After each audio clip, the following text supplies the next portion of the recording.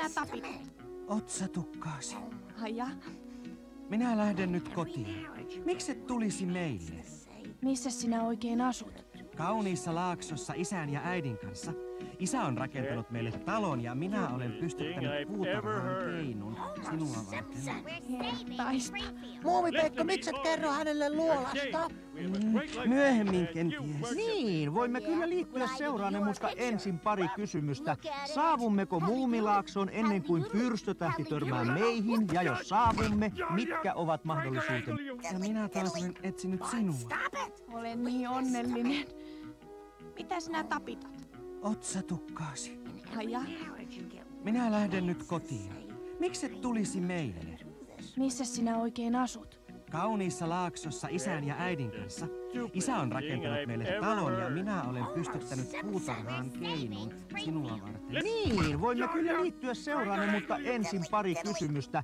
Saavummeko Muumilaaksoon ennen kuin pyrstötähti törmää meihin? Ja jos saavumme, mitkä ovat mahdollisuutemme? Ja äidin kanssa. Isä on rakentanut meille talon ja minä olen pystyttänyt puutarhaan keinun sinua varten. Hertaista. Muumipeikko, miksi et kerro hänelle luolasta? Myöhemmin kenties. Niin, voimme kyllä liittyä seuraanne, mutta ensin pari kysymystä. Saavummeko Muumilaaksoon ennen kuin pyrstötähti törmää meihin? Ja jos saavumme... Myöhemmin kenties. Niin, voimme kyllä liittyä seuraanne, mutta ensin pari kysymystä. Minä taas olen etsinyt sinua. Olen niin onnellinen. Miksi et tulisi meille? Missä sinä oikein asut? Kauniissa laaksossa isän ja äidin kanssa. Isä on rakentanut meille talon ja minä olen pystyttänyt puutarhaan keinun sinua varten. Hertaista. Muumipeikko, miksi et kerro hänelle luolasta?